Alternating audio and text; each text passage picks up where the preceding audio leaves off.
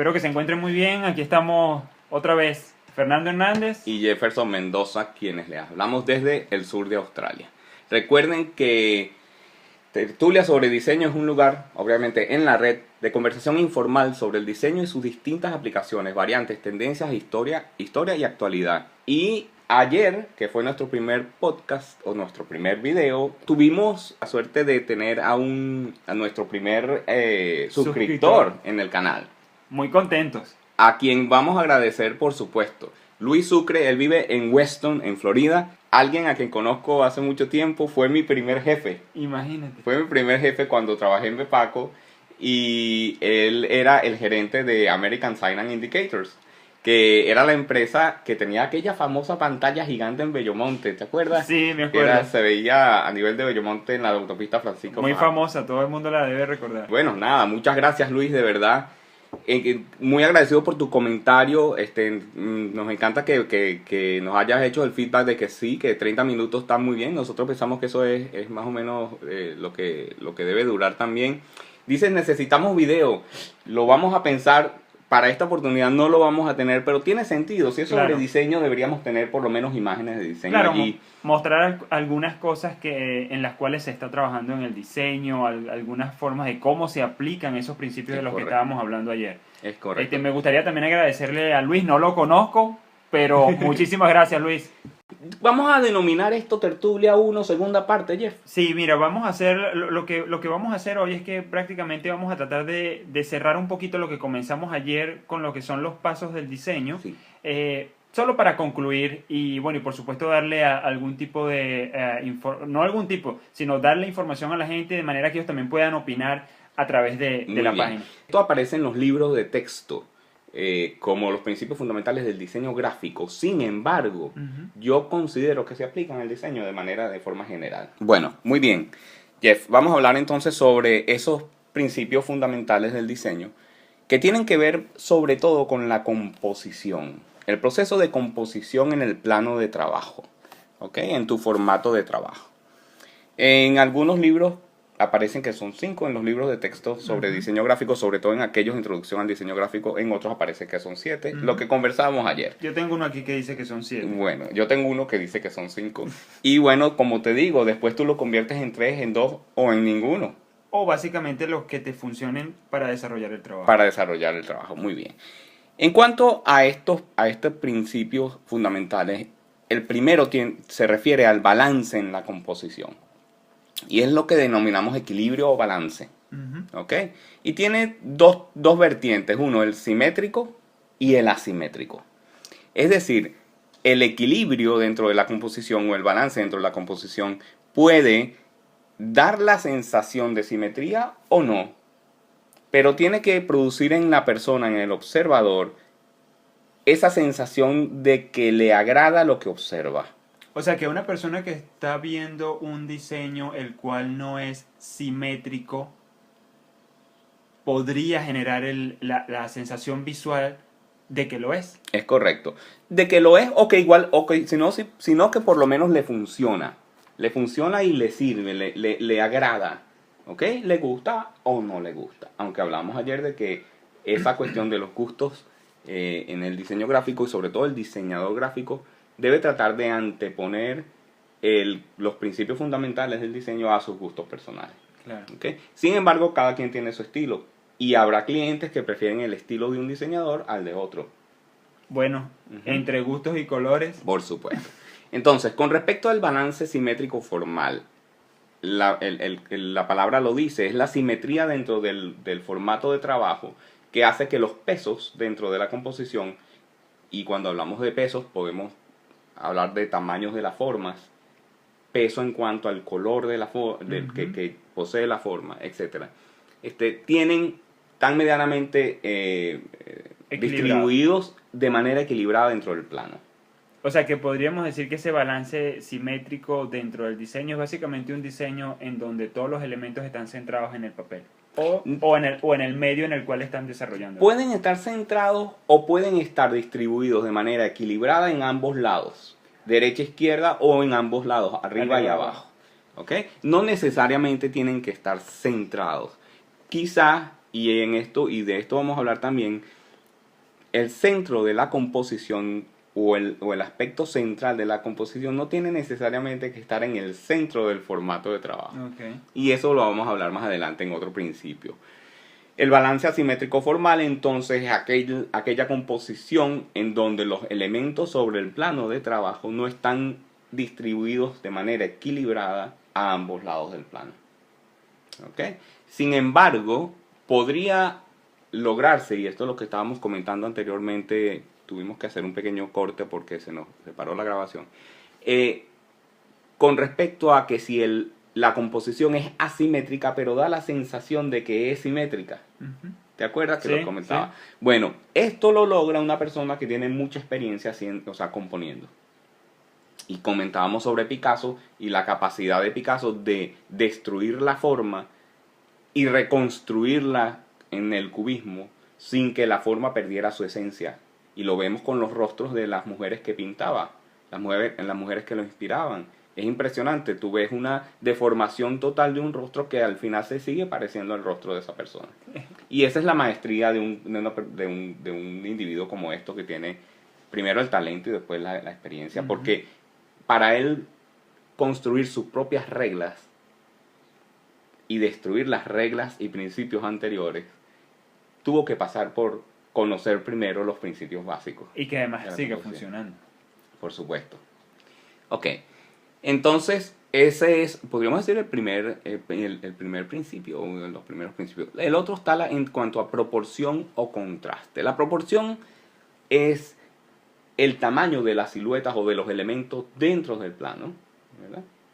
Y no necesariamente se refiere a que ocupe más espacio o no, porque la proporción puede ser una sensación también.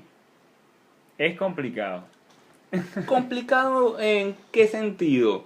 En que no necesariamente porque una silueta ocupe gran parte del plano o del espacio donde estás trabajando, tiene que necesariamente ser el aspecto central de la composición.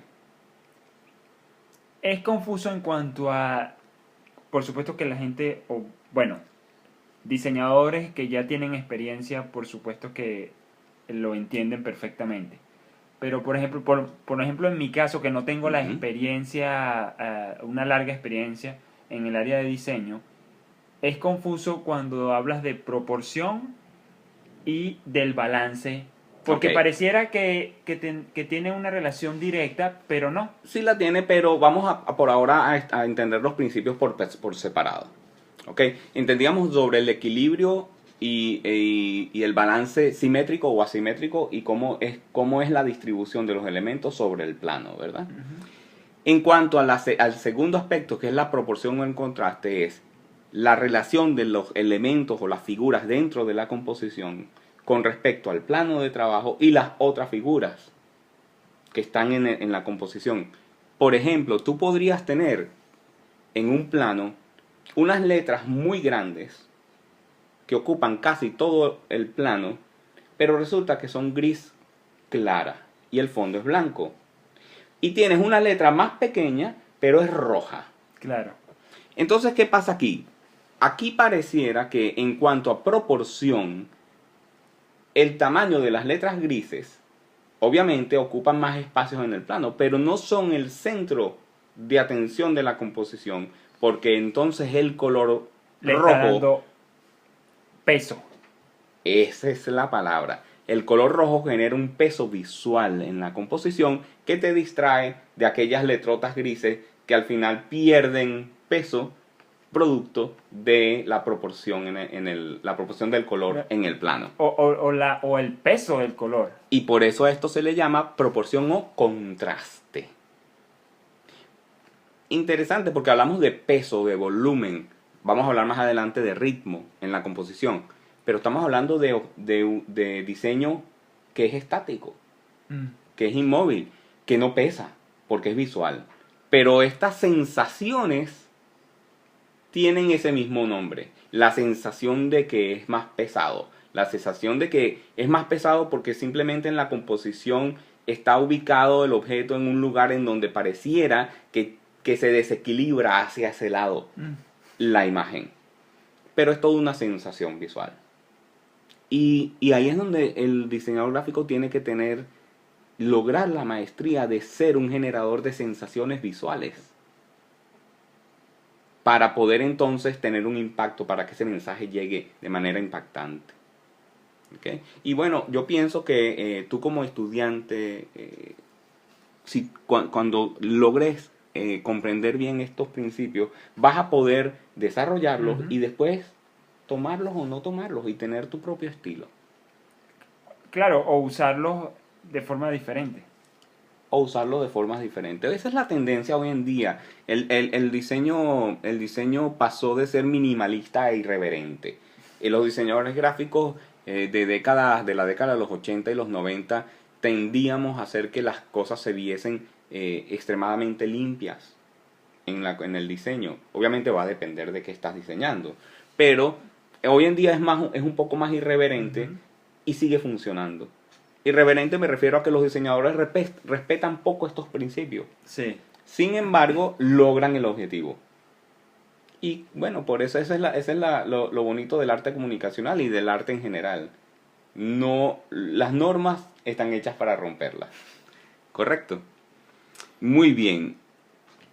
Hicimos ese comentario sobre el color rojo mezclado entre las letras grises, que se ven poco porque el fondo blanco se las traga. A pesar de que su tamaño es gigantesco. Es gigantesco dentro de la composición.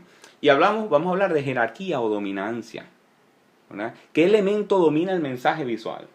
En ese caso, bueno, hablamos de la letra pequeña, roja, que por ser roja domina el mensaje, a pesar de ocupar menor espacio en el plano. Correcto. Yo les recomiendo a los lectores, a los escuchas, un libro que se llama El punto y la línea sobre el plano de Kandinsky. Es un poco enredado de entender, pero explica estos principios más aplicados a lo que son las artes plásticas. Pero él se tomó el trabajo de tratar de explicarlo, por lo menos, porque no todos los artistas plásticos tienen la capacidad necesariamente de escribir un libro. Claro. ¿Verdad? Y él se tomó el tiempo para hacerlo y lo logra bastante bien. ¿Okay? Entonces es importante que cuando aplicamos estos principios los apliquemos en conjunto. ¿Verdad? ¿Por qué? Porque al final son el conjunto de elementos dentro del plano lo que transmiten el mensaje. Entonces la jerarquía o dominancia no va a estar establecida necesariamente por el hecho de que el objeto esté en el centro del plano, porque el centro del plano no tiene por qué ser el centro de la atención en el mensaje. De hecho, es mucho mejor cuando no está centrado, en muchos casos. Y genera atención igual. Sí, te llama la atención porque podríamos decir que es un balance desequilibrado, un equilibrio desbalanceado. Pero sigue llamando la atención. Muy bien, el ritmo. Podríamos decir que sería entonces el cuarto principio. Colocar los elementos dentro de la composición de tal manera que tenga un sentido, un recorrido visual. El recorrido visual sobre el plano. Aquí estábamos hablando, digamos que si ese recorrido visual que tú mencionas va de arriba a abajo, de izquierda a derecha, diagonal. Muy bien, importante. Y va a depender también de la cultura. Porque, por ejemplo, los occidentales tendemos a leer de arriba hacia abajo y de izquierda a derecha. Correcto. Y este es el recorrido visual que por naturaleza hacemos de manera inconsciente cuando estamos observando un cuadro, una fotografía. En la fotografía la composición es indispensable, es fundamental. Esa es la sensación que te da una foto bien tomada. ¿Por qué me gusta la foto? ¿Qué hace que esto me guste más que la otra foto que está tomada de otra forma? Bueno, hay un proceso de composición cuando el fotógrafo está viendo a través de la lente y los elementos que está ubicando dentro de ese plano, ese recuadro, ¿verdad? Que va a ser finalmente la fotografía. Que sean esos elementos que al final hacen que tú veas la foto y digas, qué buena foto. O al final de un diseño, qué buen diseño. Sí. O una casa, qué bonita esa casa. Entonces, el ritmo es esa sensación de movimiento, de agilidad, de rapidez, de recorrido que generan los objetos que están dispuestos en el plano de trabajo. Y es importante que exista un ritmo, porque ese ritmo también capta la atención de quien observa el diseño. Y es bueno hacer ejercicios con fotografía. Si tienes la oportunidad, sal a la calle a fotografiar cosas que te den la sensación de ritmo. Recorrido Visual, Ujú. ritmo visual. Por ejemplo, unos árboles que están sembrados en orden de tamaño. Ujú. Unos son más altos que otros. Allá hay un ritmo, un recorrido visual. Ujú. Y dependiendo de cómo tomes la foto, puedes hacer que se vea más interesante o menos interesante. Y eso es un buen ejercicio para aprender a componer visualmente y a utilizar el ritmo dentro de la composición. El último principio del cual vamos a tratar es la unidad. El principio de unidad en la composición. Si la composición no está unificada, el observador se distrae, pierde la atención, no le interesa. Por eso algunos afiches, por ejemplo, funcionan mejor que otros. Porque la composición está integrada de tal manera que a pesar de que estamos viendo varios elementos, lo observamos como un todo. Tal vez un ejemplo sería, o tomando otra vez el ejemplo que tú mencionas del afiche, bueno, no era un afiche, era trabajando las letras grises muy grandes y la letra roja pequeña. Puede haber sido un afiche porque hay afiches meramente tipográficos. Exacto. Uh-huh. Podríamos decir que tal vez la unidad no se da en ese afiche si colocamos esa letra pequeña también gris. Al menos que la letra, si la colocamos también gris, quizá lo que pasa es que no hay ningún centro de atención en la composición.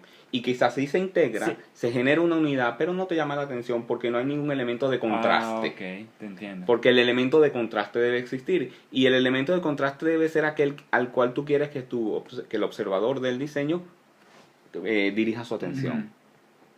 Porque está contrastando con otra cosa. Por eso es que, por ejemplo, los fondos en los afiches se hacen de una manera muy discreta, porque lo que te interesa no es que vean, no es el fondo, sino el mensaje que quieres transmitir. que bien sea visual o escrito. O lo que Ujú. sea. Ahora, todos estos aspectos tienen que estar integrados en la composición. Tienen que formar parte uno del otro y transmitir un mensaje único. Eso lleva más tiempo en el proceso de creación de un diseño y sobre todo en el proceso de aprendizaje. Lograr integrar los elementos. Por eso es que cuando hablamos de logotipos, aquellos logotipos que tienen demasiados elementos no funcionan tan bien como los otros que son simplemente un elemento. Un elemento que logra sintetizar de una manera magistral el mensaje. Sí. Y bueno, tenemos los clásicos ejemplos de Nike, de Apple, de Coca-Cola, que no varían en el tiempo porque, y si varían lo hacen muy poco, porque funcionan tan bien, que yo pienso que decepcionarían al observador si los cambiamos. Si los cambian. Perderían la magia. Quizá, ¿no? Entonces nos metemos un poco en el aspecto romántico del diseño gráfico. Bueno, esperemos que aunque sea muy abuelo de pájaro, esto tenga algún sentido para los que nos están escuchando. ¿Tú querías comentar sobre algunos otros aspectos, Jeff? Sí, bueno, yo tengo un libro acá que, bueno, lo he estado revisando. Este libro tiene solamente 7 pasos del diseño. Uh-huh. Ellos los describen como, el número 1 lo describen como el brief, digamos, la síntesis de lo que el cliente quiere desarrollar y que es básicamente la información que el diseñador recibe para en base a esa información poder desarrollar el diseño que el cliente quiere. Que era lo que comentábamos en la primera parte de la tertulia número 1. Exacto. Luego en el segundo paso lo que tienen es la parte de investigación. Una vez que el diseñador recibe esa información del cliente, él también tiene que, por supuesto, hacer un poco de investigación en base a, digamos, qué quiere comunicar la persona dependiendo del tipo de negocio que tenga, revisar un poquito de historia acerca de la compañía, si es que es una compañía que tiene varios años y lo que quieren, tal vez ya tenga, digamos, un logo, un producto y lo que quieren es refrescarlo. El diseñador necesita saber cuáles fueron esos antecedentes para en base a eso mantener la información básica y aunque esté haciendo un refrescamiento de la imagen, todavía transmite el mensaje que el cliente quiere. Correcto. O que esa compañía quiere. Luego un tercer paso tienen cuando el diseñador presenta las soluciones. Aquí podríamos hablar de lo que serían, digamos, opciones que ese diseñador le va a presentar al cliente. Lo hablábamos ayer. Lo de los bocetos. Lo de los bocetos, decíamos opciones 1, 2, 3. Lo puede revisar, tal vez al cliente no le guste ninguna de esas. Luego de eso, bueno, se pueden generar otras. Tú comentabas un poquito acerca de que tú lo haces con tu toque personal. Eso básicamente era el tercer principio. Si me permites una pausa con Seguro. esto. Fíjate, y aquí entiendo un poco también tu inquietud. Porque una cosa, si podemos hacer una diferenciación entre los que son los principios y los pasos. Sí. Porque lo que pareciera que está en este libro que tú tienes son los pasos que son necesarios y fundamentales para obtener los recursos necesarios para generar un buen diseño. ¿Ok? Cierto, fundamental, el brief es necesario, el conversar con tu cliente es necesario, el hacer investigación, el conocer el producto, el servicio, la empresa para la cual estás trabajando. Todas estas cosas son fundamentales porque tú necesitas recursos con los que trabajar, recursos de información para que tú después plasmes la idea con esos recursos. Cuando hablamos de principios del diseño en el sentido más puro, son aquellos elementos necesarios para que luego de que tienes esta información, generes una composición que satisfaga la transmisión de ese mensaje. Es bueno que lo mencionas porque sí, cuando tú comenzaste a hablar acerca de balance, ritmo, todos los principios que acabamos de hablar, yo estaba pensando básicamente en otros principios, tengo que admitirlo. Tal vez un poquito, tal vez yo estoy confundido con lo que vendrían a ser esos principios básicos del diseño, pero yo entiendo lo que tú me dices. Una cosa son esas herramientas que tú necesitas tener para poder comenzar a hacer el diseño, y una vez que el diseño esté en el papel o en el medio que decidan utilizar, cuáles son esos elementos que tienen que estar presentes en ese diseño para que transmita la información. Y entiendo tu confusión. Lo que pienso yo que durante aquella conversación que tuvimos, que nos reunimos y conversamos, que yo cuando te dije, lo que pasa es que hay que tener bien claros los principios fundamentales del diseño para que tú después puedas utilizarlos, desutilizarlos, destrozarlos y convertirlos en tus propios principios. Yo me refería a esos principios fundamentales de la composición. Partir de allí es indispensable, porque es como hacer un edificio sin bases. Correcto. Si tú no tienes una base, una estructura que le dé soporte al edificio, se te va a caer. Claro. Lo mismo pasa con el diseño gráfico en este caso. Y lo mismo pasa, pienso yo, y vamos a invitar a personas de los diferentes ámbitos del diseño, porque yo pienso que el diseño está en todo. Es que como definitivamente lo está en todo. Yo me he dado cuenta que desde que comencé a estudiar diseño gráfico, no hay absolutamente nada a tu alrededor que no esté basado en un diseño. Es correcto. Todo está diseñado. Y hasta en la naturaleza. Sí. Hasta en la naturaleza todo pareciera tener detrás a un genio que se sentó a hacer un boceto, a perfeccionar ese boceto, a hacer un arte final y después a ponerlo allí. Sí. Porque en la naturaleza todo es un equilibrio y un balance. Sí, es increíble. Aunque el centro de atención de ese diseño no sea necesariamente el centro estricto de la composición en cuanto al plano. Y una de las cosas donde eso se ve de una manera muy artística, muy bonita, es en la creación de un bonsai, de los árboles bonsai, los árboles enanos. El objetivo fundamental de los que diseñan el bonsai o de los que están creando su bonsai es precisamente hacer que no parezca que fue creado por el hombre, sino que parezca parte de una naturaleza en donde el hombre no intervino, y por eso se hacen estos diseños de árboles en que se inclinan mucho hacia un lado, pero sin embargo siguen estando balanceados y equilibrados. Ujú. Interesante. Yo lo que pienso que vamos a terminar de hacer nosotros es que si aunque no queremos que la gente vea un video de decir nosotros aquí hablando porque sería Sí, muy aburrido, sí, es verdad. lo que podemos entonces es sobreponer al audio imágenes que representen sobre el aspecto del que estamos hablando en el momento. E incluso podríamos utilizar información de las personas que van a estar escuchando el podcast. También, sugerencias totalmente. Sugerencias las podrían enviar y las podríamos compartir a través del... Sí. Como le dije a Luis cuando respondí su comentario en el canal, es un reto tratar de hacerlo sin que sea necesariamente un video porque es diseño y el diseño, obviamente el impacto fundamental del diseño es el impacto visual. Pero pero podemos complementarlo con imágenes precisamente de lo que estamos hablando y eso yo pienso que sería mucho más rico para el escucha y para el observador tener ejemplos en imágenes que simplemente aparezcan cuando... También sería interesante que me gustaría mencionar que, por ejemplo, digamos que las personas que se suscriban al podcast, bueno, lo estoy llamando podcast a pesar de que no es necesariamente un podcast, sería interesante leer, en este caso, cuáles son para estas personas que son diseñadores, diseñadores gráficos, diseñadores industriales, cuáles son esos principios básicos de diseño para ellos. Para ellos sería interesante conversarlo. Sí. Porque como dijimos, esto es totalmente informal.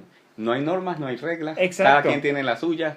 Aceptamos las críticas constructivas y la idea es compartir. Exacto. Ya estamos montados sobre los 30 minutos. Yo quería terminar el programa de hoy, Jeff, hablando sobre tu propuesta para el diseño y el banner del canal. Te lo agradezco mucho, a mí me gustó mucho. ¿Te gustó? Me gustó mucho. Vamos a tocar rapidito algunos aspectos, si nos permiten, vamos a llegar quizás a 35 minutos, pero quería comentarlo rapidito. Vamos primero al aspecto técnico. El diseño que me hiciste, y esto es muy, muy bueno que lo aprendas, el diseño que me hiciste es un diseño para web, para internet, y me lo mandaste a 300 puntos por pulgada, 300 dpi. Esto es una resolución que se utiliza para imprenta, para imprimir en papel o para mandarlo a un impresor para que te mande el trabajo hecho impreso en papel. Okay. Son 300 puntos por pulgada. Esta resolución es muy alta y es muy pesado para la internet. Entiendo. Cuando vayas a diseñar para internet en la próxima oportunidad, el documento, el archivo debe tener 72 puntos por pulgada como un estándar. Hoy en día, como la tecnología ha avanzado y se soporta un poco más de data, puede llegar hasta 125 puntos por pulgada. Okay. Entonces eso fue lo que hizo un poco que fuese tan pesado y tan grande la imagen. Con respecto al aspecto técnico. Con respecto al aspecto visual, me gusta la U de tertulia, que pienso yo que es una taza de café. Ok, excelente. ¿Sí lo es? Sí, lo es. Inicialmente mi idea fue, cuando hablamos ayer acerca de hacer el logo y lo que necesitábamos para el podcast, inicialmente fue una taza de café. Luego, claro, haciendo investigación, me doy cuenta de que habían otros logos, otras personas que habían utilizado la taza de café refiriéndose también a la tertulia. Entonces dije, bueno, claro, por supuesto que no voy a copiar algo que ya otro diseñador ha hecho. Pero cuando estaba escogiendo la tipografía para el logo, me di cuenta que esa U funcionaba perfectamente como una taza de café y es cuando decido colocarle esa silueta, como que el humo va saliendo de la taza. Y fíjate lo que hiciste, de manera consciente o inconsciente, la U pasa a ser el elemento de atención en la composición porque simplemente tiene un color distinto al resto de la tipografía. Y tiene tiene el humito del café saliendo de la U. Que además, tertulia tiene acento en la U. Correcto. Y hace que se vea que pueda tener la función también del acento sobre la U. Que al final yo nunca lo pude poner cuando estuve poniendo el nombre al canal. Pero bien, en ese sentido yo pienso, a mí me parece agradable. Si alguien quiere comentar sobre el logo, de todas maneras igual vamos a irlos cambiando, Sí. vamos a estar haciendo Ujú. propuestas, y quizás nos quedemos algún día con uno que nos gusta mucho. Claro. El de la T de tertulia, el circulito con la T me encanta. Me parece muy eficiente. Es preciso, es directo, se entiende desde mi punto de vista. Se entiende bastante bien y yo pienso que funciona como un icono. Entendiendo muy bien que cuando vemos este tipo de trabajo, a ello le denominamos logo símbolo. Ajá. Y cuando vemos la palabra completa escrita con ese elemento distintivo visual, como sería en este caso la U, lo llamamos logotipo porque está compuesto por tipos, por letras. Ok. ¿Ok? Entonces, bueno. Muchas gracias, Jeff. Gracias a ti, Fernando. Bueno, espero que lo hayan disfrutado y será hasta la próxima. Hasta luego. Un abrazo, pues, hasta luego.